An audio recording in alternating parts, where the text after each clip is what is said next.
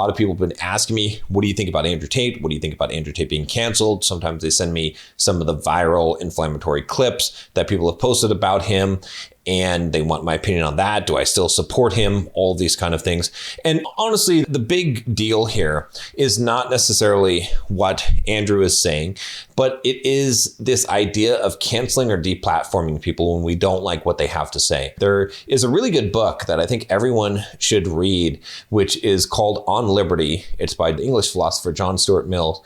And he talks about this idea that you can't know whether or not you're correct. And so when you silence the people, especially the heretical people that are completely against what is correct and what is correct morally in society, what ends up happening is, one, you weaken yourself against that actual idea because you're no longer actively combating it. It's so much better if someone says something that is out of pocket, that is not correct, that does not fit the moral standards that you or society have, for you to address that and talk about why, and to sharpen your defense against that so you can reinforce why you believe what you do believe. But then he also says that secondly, you don't know that you're correct. Like, the tides could shift. So for example, at the time where John Stuart Mill was writing that book on liberty, in England, a majority of English people believed in the Church of England. And like anything that opposed that was incorrect. And it wasn't even worth giving someone a platform if they had to speak anything that was against the Church of England, against this Christian theology that was centered around this specific church. And so today in England, that's not the case at all. As you can see, things dramatically shift throughout history. And so trying to say that their opinion or their voice is so destructive to society that it's not worth allowing them to say it is a very, very bad precedent, and it never turns out correctly. I think that's the first place to start with this whole thing. Is it doesn't really matter whether you like him or not. It doesn't really matter whether what he's saying is correct or not. It doesn't really matter whether what he's saying is sexist, racist, homophobic, bigotry, or any of those things. None of those things matter in order for you to judge whether or not he should be able to say those things. He should be able to say those things, even if they're wrong, because as a society, as people, we need to be able to hear the uncomfortable things that people say and to defend against those things so we can logically make sure that we are correct. And just because we hear something we don't like, or something that seems shocking, or something that seems wrong, it doesn't mean it is wrong. We still need a logical argument as to why it is wrong, and we need to constantly be confronted with these things in order to either defend our current position because there is merit and strength to it, or to change our opinion because maybe we are wrong. And maybe as a society, we're wrong. Maybe 99% of people on this planet are wrong about some way of thinking. It has certainly happened many times throughout history before. So with that said, obviously I'm against the deplatforming of him. I think there was a lot more going on in this case. I don't think that it had to do with just what he was saying and just the outrage that was being sparked by some of the clips that were taken out of context. I think a lot of it had to do with him being able to game the algorithms, because he did come up with a way of creating this self-sustaining sort of chain where people would sign up for his Hustlers University. And in the Hustlers University, they would be taught how to become affiliate marketers to affiliate market Hustlers University.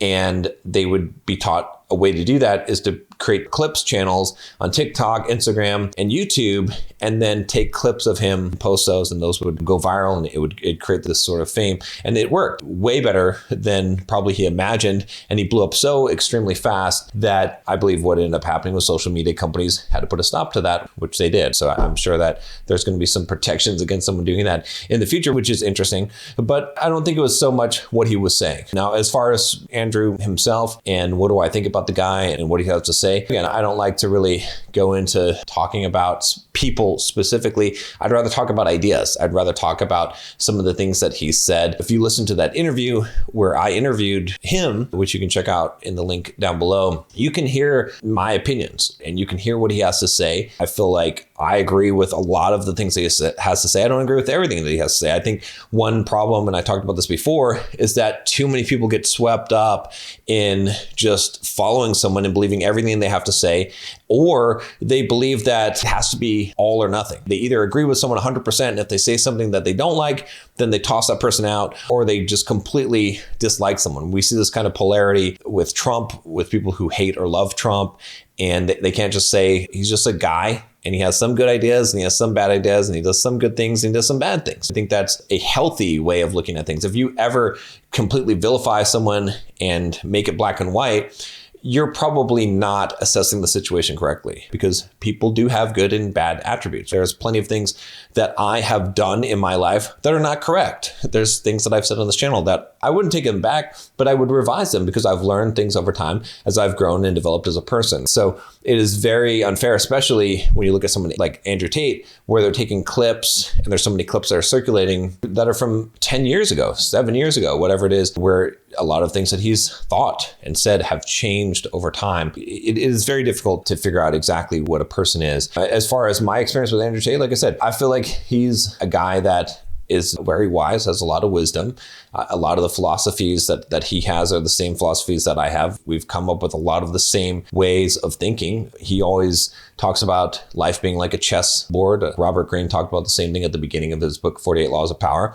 So I think those are some powerful concepts. I think there's a lot that you can learn and benefit from listening to him. I think if you haven't listened to his final message that he put out on Rumble, I think that's worth listening to, where he does talk about some of the things that have been taken out of context. I do think that in that final message, to be 100% honest, that he is doing a little bit of PR and spin on that to make things a little bit more positive, which I get. Any reasonable person would do that. But I also think he's being authentic and transparent and genuine to a large degree as well. So I think there's always a balance between those things. And the thing I would say about the whole thing is, why do we get so caught up in what someone else is doing? So for those of you guys that are watching this video or are listening to a lot of guys online and getting involved in drama, that's the wrong direction to go. You can listen to a person, you can hear what they have to say. It doesn't matter if they say something that rubs you the wrong way. It doesn't really matter if they say something that's great. One of those things are fine. You can take from it what you can learn from it and what will benefit you, and then use that in your life. But you don't have to get so personally involved in that. So does it matter if Andrew Tate says a bunch of false things or, let's say, misogynistic things on the internet? I don't care. It doesn't matter. It doesn't affect my daily life. I don't have to listen to those things, or I could listen to those things, whatever it is. It doesn't really affect me. Yet I see so many people getting caught up in this, getting so angry and upset, and it just doesn't make any sense. For a lot of you guys, you need to be focusing more on yourself rather than other people. And I see a lot of guys that are spending their time focusing on other people. What is this person doing? What are these girls doing? What is society doing? What is this celebrity doing? And that doesn't benefit you at all. In fact, what it does is it depletes the emotional energy that you have for your own life and for your own problems in life. And it makes it so that you are addicted to this constant drama cycle. And that's what perpetuates it. So again, like I said, my opinion on Andrew Tate being canceled is going to be the same as when Alex Jones and Stefan Molyneux, I can never say his name, but you know what I'm talking about. These guys got deplatformed, and whether I agreed with them or not, it doesn't matter, because unfortunately what it did was it silenced their opinion. And you could say, yeah, these are commercial companies and they have to silence anyone who they don't want on their platform. I totally agree. That's totally true. But when this happens in a unified effort, it starts to feel like a monopoly. It starts to feel like maybe this isn't acting independently, especially when these companies are primarily controlled by stockholders or the board and stockholders, where the common man has investments in their 401k and all of these things that are actually funding these companies. It starts to feel like, I don't know, is this really the correct thing? These things become things that are really owned by the public to a degree. And yet very few people are the ones who are deciding what is okay and what is not okay, which is, in my opinion, not okay at all. Public discourse is very important. And so when we have people silenced, when we take out these ideas, as wrong as they may be, or we might think they are, we are doing a disservice, because we are preventing not only from those ideas, but from anyone else who would speak in a similar fashion. So, for example, when someone like Andrew Tate gets canceled, what happens to the other people who are saying similar things as Andrew Tate? Do they now change their message? Do they change the way that they say things? Do they only present the things that are not going to hurt them from an economic standpoint, right? It sort of creates this precedent. And I think that's the goal of it, is to use it as an example, but it's not a good one. I never think that is the answer and the solution. And you can hide behind the whole, they're corporations, they can do whatever they want, they're private companies.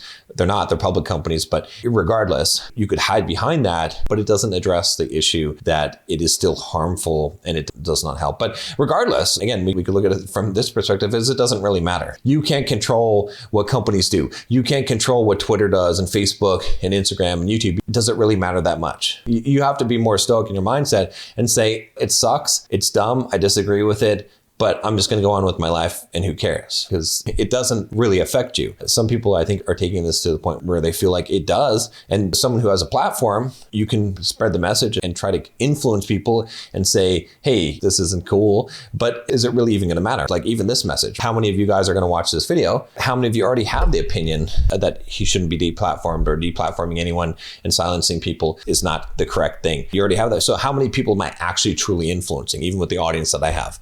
Probably not that many. It's really not going to make much of a difference. Where it makes a difference is if you have a huge audience and then you speak out against these things, or you have some way of organizing some kind of movement against these things. So in reality, we are prisoners. We live in a prison cell, and it's a pretty large prison cell for most of us. We can do a lot of things, but we still are prisoners. We are all slaves. We are all subject to a violation of our liberties. We are not free running humans. We have to obey the laws of the government at the end of a gunpoint, at the penalty of death, at the penalty of imprisonment. That is how society works. That is where we are. And so we have to realize that within the prison that we have certain freedom within that. I think that's the important thing to recognize and to figure out how can you, within the confines of your cell, be more free. And that's something I think that Andrew Tate figured out. I heard this interview that he was doing towards the end before he got canceled there. And he was talking about how he beat the game. And I thought that was interesting because he was like, I can just buy whatever I want. I can have whatever I want. And he was talking about how him and his brother Tristan were trying to figure out ways to beat the game. And then he beat the game. And when you think about it that way, see, that's where everything makes sense. Is it's like within the confines that you have in this prison, because you can't control, too many people are trying to control, they're getting upset about the external events or the rules of the game. Instead, figure out how you can take the rules of the game and use them to your advantage to win the game, to get what you want objectively out of the game. That's really where your thinking should be. And if you want a really good book on this subject, read the book, How I Found Freedom in an Unfree World by Harry Brown. Really good book, really goes into this kind of philosophy and this kind of thinking. If that's the kind of thing that you're interested in, I think you'll find that really valuable. But yeah, I was actually supposed to do an interview with Andrew Tate on this channel before he got canceled. I'll have to email him again and see if he's not doing media stuff for now. But when he does, I'm sure I'll have him back on the channel. We'll talk about these things, but it's interesting. We're going to see this pattern continue.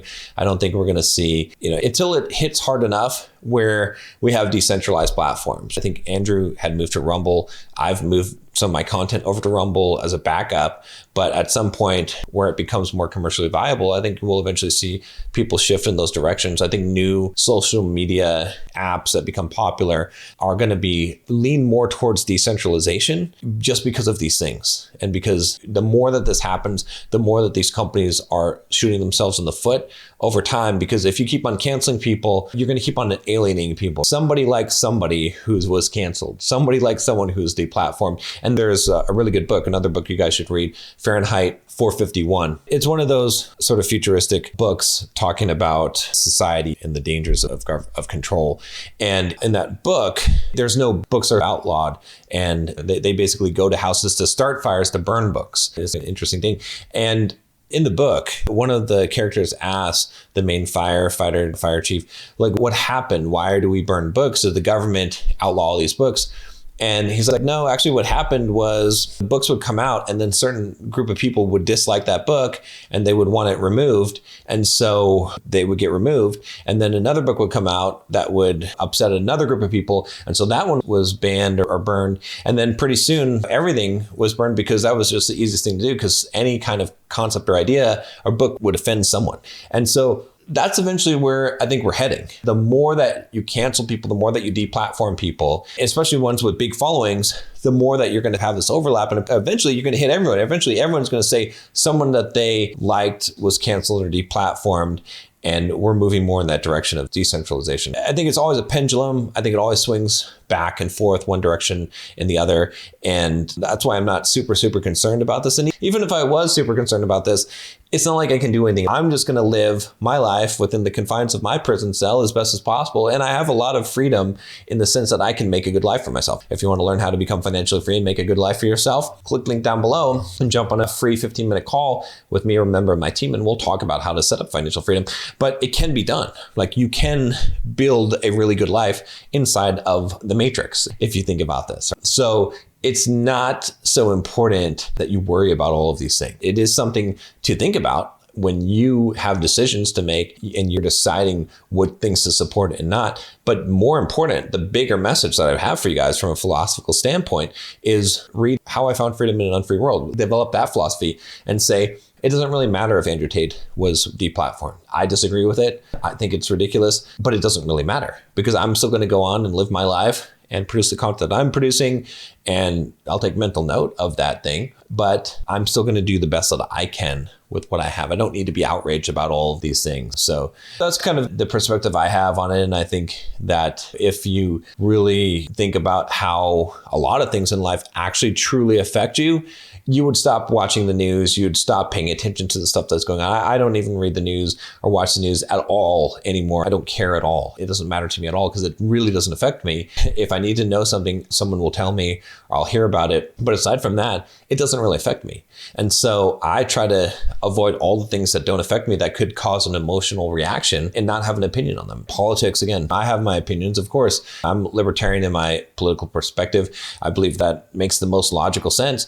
But I'm not going to try and push that on anyone because it doesn't matter. The best I can do is try to get you to read How I Found Freedom in an Unfree World or some of the books that I've mentioned, and you can come to your own conclusions about it. But I don't really care if you agree or not. It doesn't really matter. It doesn't affect me. It doesn't make any difference because what I'm doing, I'm not going to change the world in terms of political standpoint. Neither are you. Now, if I had a humongous platform, maybe I would. And maybe someday I would have a humongous platform and I would be able to do that. But for now, and for what my concern is in my life, it doesn't matter. So anyway, that's my whole diatribe on that. Let me know what your thoughts are on that. And like I said, if you want to figure out how to become financially free, click the link down below, book a call, and let's talk about this.